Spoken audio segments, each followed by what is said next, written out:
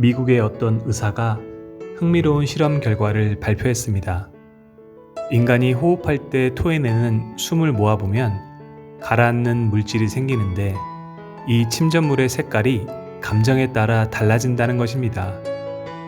화가 나서 내뿜는 호흡의 침전물은 밤색, 슬프고 고통스러울 때의 침전물은 회색, 괴로워할 때 내쉬는 한숨은 분홍색, 즐거울 때 웃음으로 내쉬는 숨에는 청색의 침전물이 생긴다는 것입니다. 그리고 각 침전물의 성분을 분석한 결과 화가 났을 때 생기는 밤색 침전물에는 무서운 독소가 들어 있었습니다. 이 밤색 침전물을 쥐에게 주사했더니 몇 분 안 되어 죽고 말았습니다. 더 놀라운 것은 한 사람이 1시간 동안 계속해서 화를 내는 것만으로도 쥐 80마리를 죽일 수 있는 독소를 발생시킨다는 것입니다. 이것은 화를 내는 사람의 몸속은 독소로 가득 차 자신을 해치는 것은 물론이고 다른 사람에게도 막대한 해를 끼친다는 사실을 보여주고 있습니다. 요즘 건강에 관심을 갖는 사람들이 부쩍 늘어나면서 좋은 영양제를 섭취하거나 운동을 통해 건강을 유지하려고 합니다. 그러나 화를 내지 않고 근심 걱정을 줄이는 것이야말로 몸 안의 독소를 줄이는 가장 좋은 방법이 아닐까요? 기쁘게 사는 것, 그것이 바로 나도 좋고 다른 사람도 좋은 참 좋은 습관이자 건강한 삶을 사는 비결이 아닐런지요.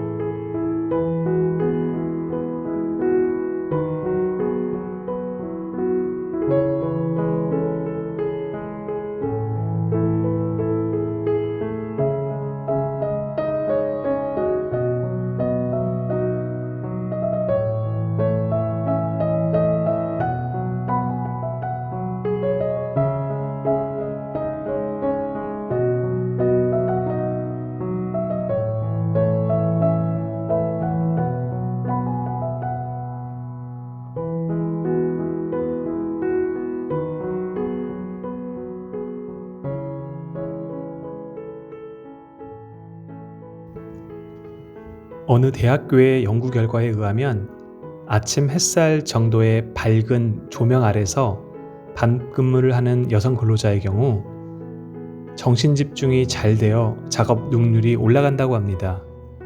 밝은 태양볕에서 일하는 사람은 졸음이 오거나 정신을 산만하게 하는 원인인 멜라토닌 호르몬의 분비를 억제해준다는 것입니다. 도심 교통문화의 꽃은 지하철이라고 합니다. 더욱이 우리나라 지하철의 서비스와 환경은 세계 최고로 평가받고 있습니다. 그러나 그곳에서 일하는 직원들의 모습을 승객들은 얼마나 이해하고 있을까요? 그들은 매일 하루 일과의 반 이상을 땅속에서 생활하고 있습니다. 그리고 이들 대부분은 소음 때문에 오는 정신적 공황, 사고에 대한 두려움, 각종 범죄와 업무에 대한 중압감 등 다양한 스트레스로 고통받고 있습니다. 매일같이 바쁜 걸음 속에서 스쳐 지나가는 지하철이지만 한 번쯤은 지하철 직원들에게 따뜻한 미소와 인사 한마디 건네보는 건 어떨까요? 아마도 그들에게는 따뜻한 햇살보다 더 포근하고 생수보다 더 시원한 한마디일 것입니다.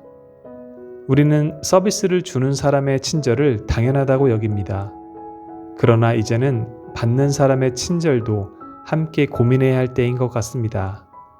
우리 사회 어느 곳에서든지 함께 친절한 모습이 곳곳에서 넘쳐나기를 기대합니다.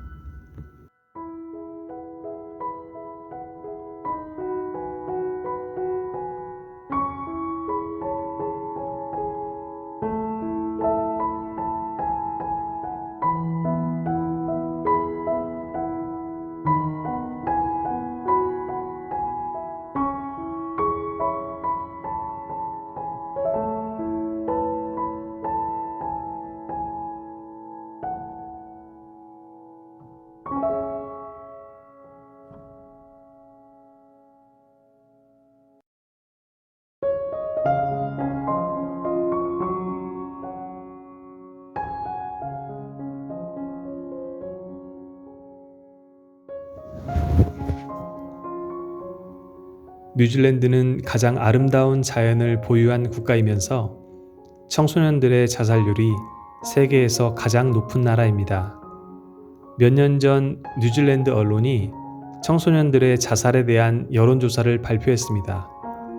뉴질랜드가 세계에서 가장 높은 청소년 자살률을 보이고 있는 이유가 무엇이냐는 질문에 정신질환 1%, 우울증 5%, 약물이나 알코올은 10%로 나타난 반면 주변의 기대감으로 인한 압박감은 무려 32%에 달했습니다. 뿐만 아니라 돈과 미래에 대한 걱정 25%, 가족이나 다른 사람으로부터 받는 무시나 학대 14%, 권태 9% 등도 주요 원인으로 나타났습니다.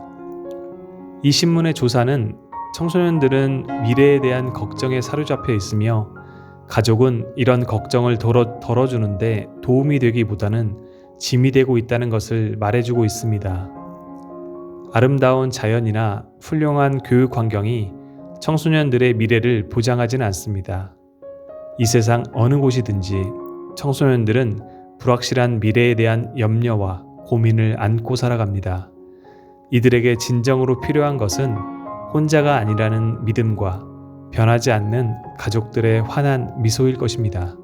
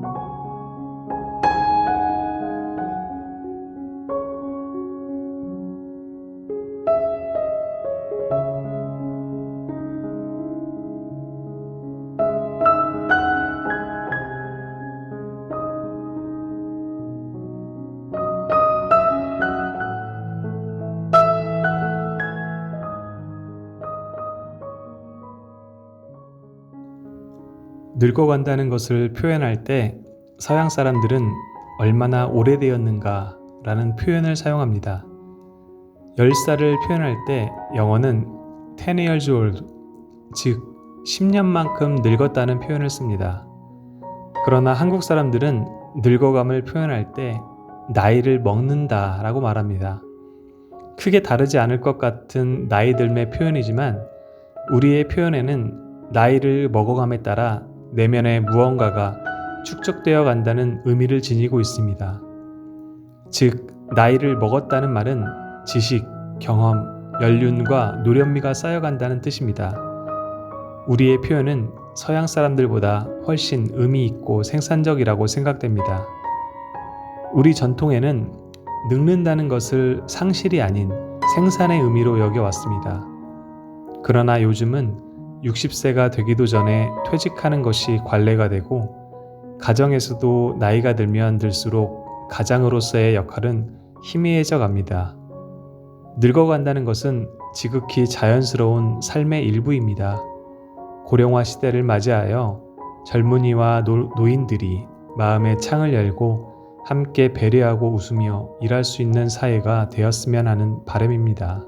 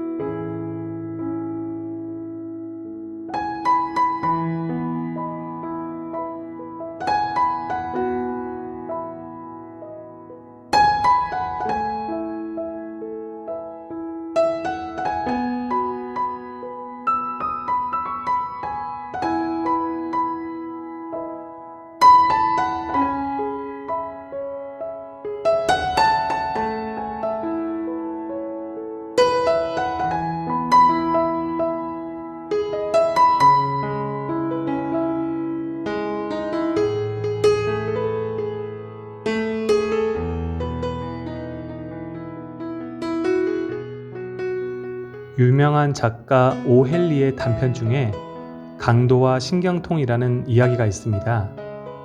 어느 집에 강도가 들었습니다.